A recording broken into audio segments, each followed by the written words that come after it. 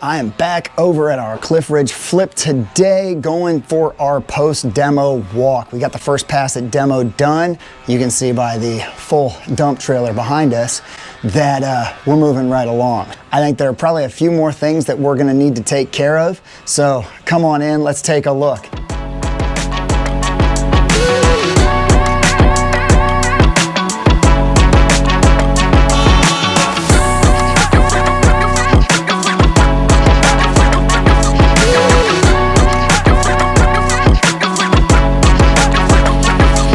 Cool is that door?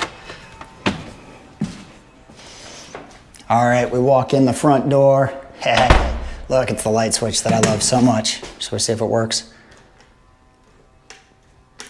Must have the power turned out to that room. Go back in. First stop, bathroom demo. We got most of the mud tile out all along in here. Check out that cool window. But we've still got the concrete in the floor. So we're gonna come through, we're gonna bust all of this. It worked out because we gotta get that dump trailer emptied. So we're gonna bust all of this out, pull it out, pull that out. This is what it looks like below mud tile. This will all get pulled and we'll end up getting a new subfloor on top of it.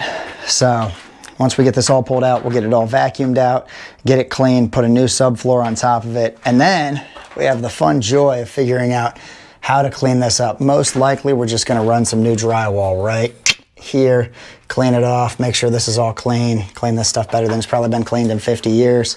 Same thing across the bottom, we'll probably run our tile in, up and on, just like it was before. So over here we got more concrete. It'll be interesting. We're gonna have to figure out what to do to clean that up, but then we can run right in there. So yeah, got old galvanized, cast iron fittings, galvanized. Somebody had a problem at some point because we got a Fernco right here. That's connecting two different types of pipes together. Interestingly, that would have been galvanized. So my guess is that galvanized just rotted out. We've got a lot of rot along in here. We generally, when we come in, we'll replace all of this with PVC. It's just easier to run it up, do a whole brand new PVC split right there, and you just get a much better setup. We also, if you look up, this ceiling is down. It's down, actually, here's a really good view of it right here. It's down about a foot. So we will remove these 2x4s that we're holding the ceiling, and we're gonna add a couple more 2x6s. I need one here, I need another one over there, because there are only a couple in here. And by getting rid of this plumbing, we'll be able to move that ceiling all the way back up.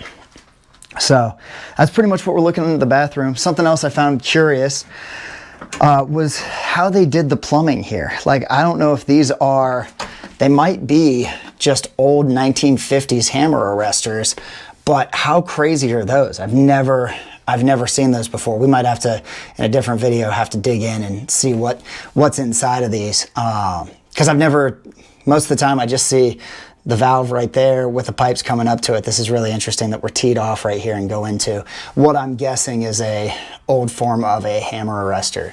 Also, fun thing in here, we can see the back side of the low voltage switch. You can see how simple that switch is. Also notice there's no box on it. So any low voltage stuff, you don't actually have to have a box on it. Even still today, code says you don't need to have a junction box for it because apparently the voltage is low enough that it doesn't matter. So let's go check out what we got going on in the kitchen. Blinds, hey, that's the old fluorescent light top.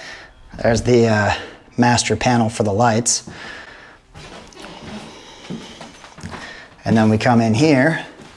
And there we go. Hey, you got the wall opened up. So first pass, I like what we did. We stopped at the bottom of the cove ceiling. You might be able to see here that we've got it angling up there. Really don't have a good picture of that. Maybe that, I don't know. Anyway, it has a cove ceiling that looks really cool, but we're gonna end up getting rid of that because the kitchen, you can see this Sharpie mark, the kitchen's gonna end up coming out all the way to that Sharpie mark. So we're extending the kitchen just a little bit, but it really does, we've done one of these before. It's amazing what removing this wall, bringing your cabinets all the way out to there, really do to make this feel open. In here, we got all the subfloor up. Actually, this is the subfloor.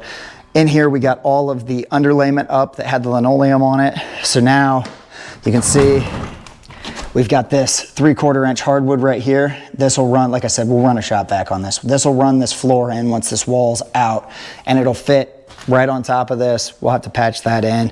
Not unusual that that happens. This floor is really dry. One of my big concerns in here was actually this right here. And it's actually more solid than I thought it would be.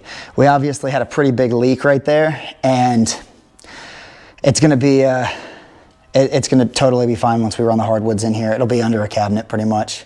I'm trying to think of what was there. I don't even remember what was there. Dishwasher? Nah, sink was on the other side. I have no idea what caused that.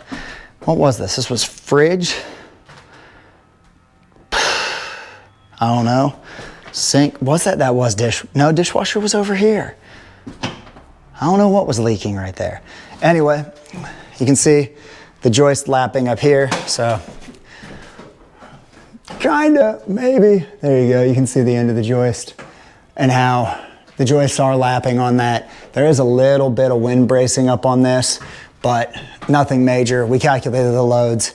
It'll be perfectly good for a removal. Sink, which is actually going to move over here. Again, galvanized. This has been replaced with PVC at some point in time.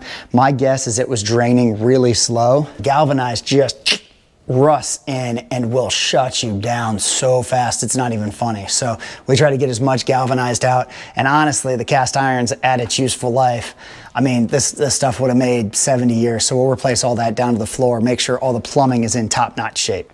Got a window open. So these windows are actually too low. Countertop height is, let's see if I can find a good example. Countertop height's probably about like right here.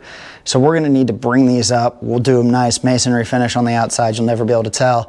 We'll order new windows to bring that up and make that above the counter height.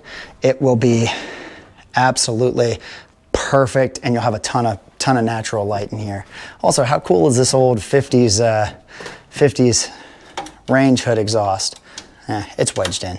That's gonna get removed anyway. It'll get replaced with a modern one that goes out through the top. Downstairs is the only other place that we did demo. Obviously, they're gonna have to come back through, take this carpet off. That was part of the original demo scope. Linoleum's fine, we'll go right over top of it. We started demoing this out. We're gonna extend this bathroom. There's our main stack. You can barely see it. It's super dark down here, I apologize. Haven't really gotten that far in the basement.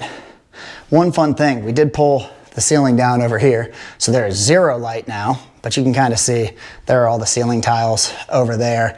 We took the drop ceiling out. We'll make the ceiling look all clean and nice, but there's a bunch of stuff we need to do up in there structurally to make it work. And hey, there's the new kitchen plumbing right there. That was a fun discovery too, because this does have a backup generator in it. So, let's see if I can get a little light on the subject. With that generator, there is a code rule that says you can't have anything in front of your electrical panel within 3 feet in front of your electrical panel. That is directly in front of it. The nice thing is though, there's the generator connection there across the bottom. The nice thing about this, we can move this wherever we want. We've got plenty of space outside. Honestly, I had talked to my electrician about just moving this over. We've also got plenty of extra wire there. We may just set the panel up right there and go panel, generator panel. Gives us the 3 feet clear behind us. Leave the relay set up in there. We can just junction off the connections where they go in and where that all turns down. Creepy. So we've probably got another day of demo left on this project. They got to empty the trailer, get back here. We'll probably be able to get the rest of it. There's actually a little bit in the shed out back that they got to clean out. But for the most part, we're coming right along. It's looking good. It'll be done. We'll be on to framing probably later this week.